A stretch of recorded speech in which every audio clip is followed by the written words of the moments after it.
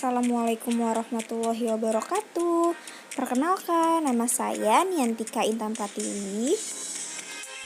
Saya Mutia Nabila Putri. Saya Anggiana Putri Lumis. Saya Fani Rizkiana. Dan saya Amalia Nurul Aziza. Kali ini kami akan membahas materi masalah pada anak SD. Saya Anggiana Putri Lubis ingin menjelaskan jenis-jenis masalah pada anak usia sekolah dasar. Yang pertama, masalah fisik. Masalah ini biasanya berkaitan dengan masalah yang ada pada tubuh anak usia sekolah dasar. Yang kedua, masalah psikis. Masalah ini biasanya berkaitan dengan rusaknya mental pada anak usia sekolah dasar. Masalah psikis ini terbagi menjadi 3, masalah belajar anak, masalah emosi, dan masalah sosial.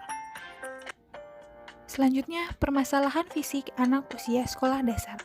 Terdapat beberapa aspek yang perlu mendapat perhatian yang berkaitan dengan kesehatan dan kebugaran anak sekolah dasar, yaitu A. Obesitas atau kegemukan, B. Kondisi medis, C. Penglihatan, D. Kesehatan gigi, E. Gangguan pendengaran, F. Kidal, G. Kekurangan berat badan atau masalah gizi.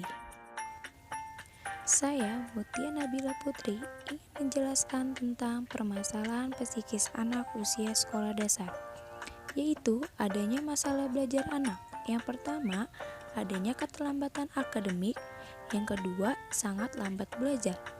Yang ketiga, keadaan murid yang memiliki bakat akademik yang kurang memadai. Yang keempat, penguasaan materi yang lebih rendah dari yang dipersyaratkannya.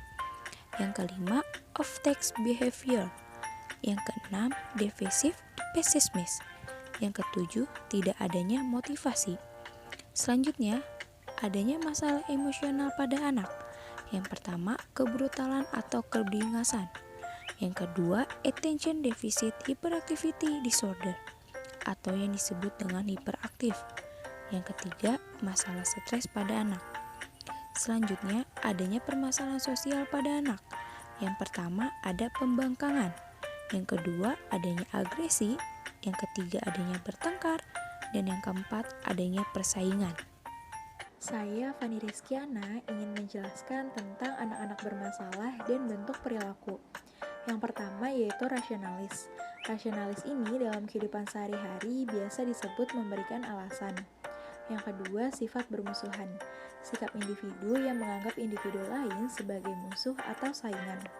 Yang ketiga, menghukum diri sendiri. Perilaku menghukum diri sendiri terjadi karena individu merasa cemas bahwa orang lain tidak akan menyukai dia sekiranya dia mengkritik orang lain.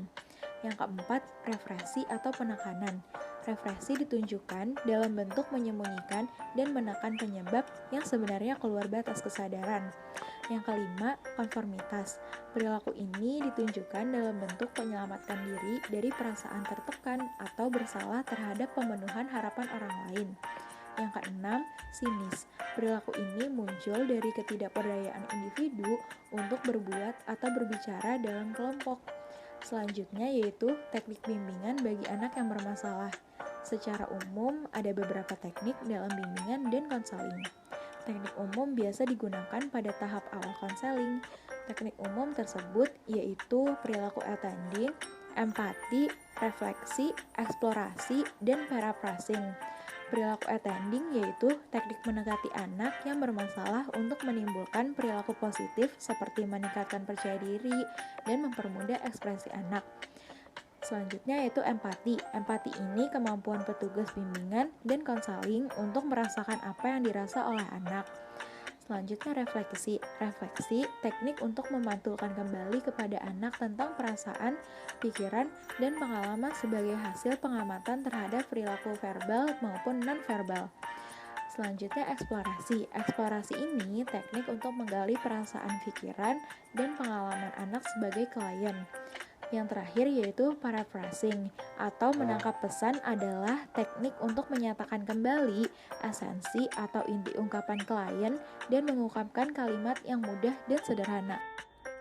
Saya, Amalia, ingin menjelaskan materi upaya anak bermasalah melalui pendekatan. Pendekatan yaitu Upaya untuk menangani peserta didik yang bermasalah, khususnya yang terkait dengan pelanggaran disiplin sekolah, dapat dilakukan melalui dua pendekatan, yaitu yang pertama, pendekatan disiplin. Yang kedua, pendekatan bimbingan dan konseling. Peran guru pembimbing membantu mengembangkan suasana kelas, hubungan guru dan siswa, dan hubungan siswa dengan siswa yang menunjang pelaksanaan pelayanan, bimbingan, dan konseling. Selanjutnya, memberikan kesempatan dan kemudahan kepada siswa yang memerlukan layanan atau kegiatan bimbingan konseling untuk mengikuti atau menjalani layanan atau kegiatan yang dimaksud tersebut. Selanjutnya, berpartisipasi dalam kegiatan khususnya penanganan masalah siswa seperti konferensi kasus. Dan yang terakhir, membantu pengumpulan informasi yang diperlukan dalam rangka penilaian pelayanan, bimbingan dan konseling serta upaya tindak lanjutnya.